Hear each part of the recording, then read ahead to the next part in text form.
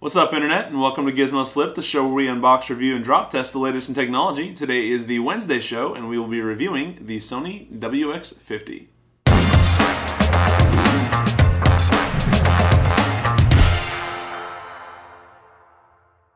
So we're kicking off our point-and-shoot camera series with the Sony WX50. Take note, in the next couple weeks we will be comparing this to a couple models from Nikon and Canon in the under $200 range. This happens to retail at a price of $199.99, so right at $200. It's also a very strong build. I don't get the feeling as I'm using this and taking it around town that it's easily breakable. That said, when it comes to the face down drop, we do have to have the lens open, so we'll see if it actually does well or not. It has a very simple layout, which means that when you go in to actually use this thing, it's not going to be hard to navigate at all. Sony seems to be very on top of the whole making their cameras user-friendly aspect of their construction. So I've definitely liked that. It has a mode switch with a top mode for photos, a middle mode for the sweep panorama, and then you switch it down to the bottom and it's going to be a dedicated video mode. Albeit, if you just want to be able to quickly take a video without having to worry about switching into that mode, they do have a button on the top right where you can easily just press that button in any mode you're in and it's automatically going to start recording full 1080 video. Now there's 1080i, it's not full 1080p.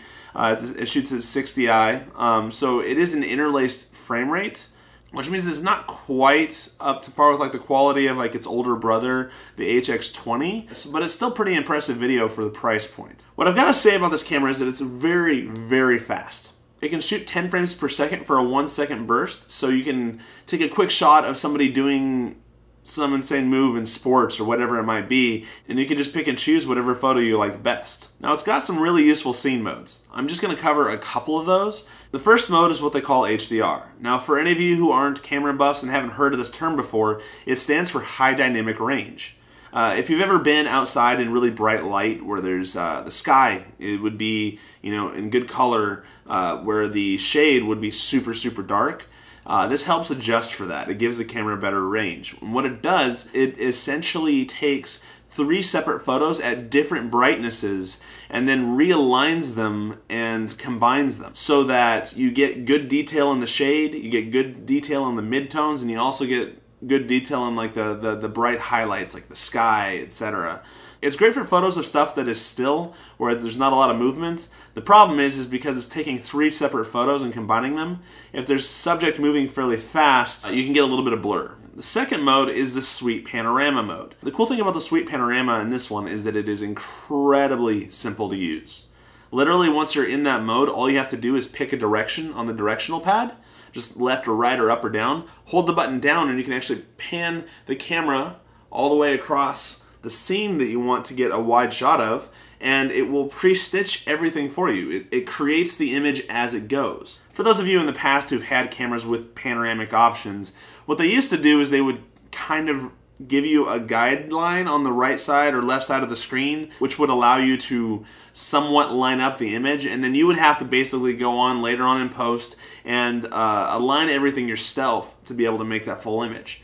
This absolutely simplifies things, so you basically don't even have to worry about if you misframed anything. It's just super simple, and you see right then and there what the image looked like. The cool thing too is that you can also do it up or down. So if you wanted to take a photo of like a building, you could actually just move the camera down to up or up to down or however you wanted to do that and get a full picture of, you know, a tall statue or a building or something you would otherwise not have been able to get. I also want to dig into the speed just a little bit on this camera. It does have that 10 frames per second burst mode, which is super, super fast, but that is not the only fast aspect of this camera. Sometimes with these cameras, even when they have a fast burst mode, when you go back into the single shot mode, it takes a long time in between each of the shots to process or to re-autofocus. They're not as fast when it comes to the single shot mode. The cool thing about this camera is that it is insanely fast even in just the single shot mode. You can pretty much just click down and rapid fire any of the photos that you're trying to take, and there's next to no lag time in between the photos. So if you ever need to be able to just pull a camera out and really quickly get a shot, this will be one of the fastest, most versatile cameras in that regard. And so again with the video mode, it does do 60i, it does not do full 60p like its older brother does. But that said, it's not bad video by any means. It's actually really good for the price point. For the size of the camera, the audio actually has really great clarity, and one of the cool things about the video mode in this is that it is actually digitally stabilized. So imagine you have a 16 megapixel sensor, which is what this camera has. But full 1080p video is essentially only going to be a 2 megapixel image. So instead of doing a lot of cameras have done in the past where they just kind of crop in on an already taken image for the video to digitally zoom, this will actually just crop down on the sensor and give you the exact same resolution. And there's been a few cameras over the last couple years that have done that, but it's still really, really useful that this camera does, because there's still a lot of cameras that don't. So it can, instead of just cropping in for a useful zoom, it can also help adjust for shake. So this is probably one of the better stabilized cameras in its price point. So those are some of the better aspects of the camera. There are definitely some downsides though. This camera, even though it does have really high resolution, only really gets super solid image quality in bright light. So when you start getting down into the darker lighting, what happens is that the picture tends to fall apart really, really quickly when it starts bumping up into higher ISOs. So it ends up getting a very pasted, very painty look to it when it starts getting a little bit darker. That said, lots of cameras in this price point are going to perform very similarly, but if you were comparing this to, per se, like the Canon 110HS, that would be a whole different story. The Canon, even though it doesn't go technically as bright as what this camera will, it will definitely maintain better detail and better color in that low light situation. Another thing that's a little bit of a downside is in the video mode, it's going to be kind of a rough zoom in and out. It's really, really fast and it's really, really jerky. And it's really, I understand that. It's very hard to build a very good quality lens in such a small camera, but it's still something to take note of if you ever wanted to use this thing for video.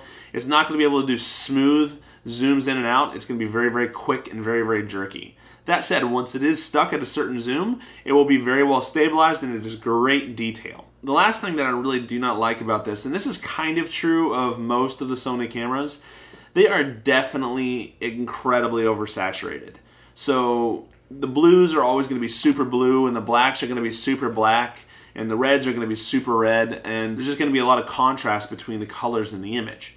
Which, you know, some people actually tend to prefer, but I tend to prefer having a little bit more accurate colors, which the Canons and Nikons tend to do a little bit better than what the Sony will, at least in my experiences.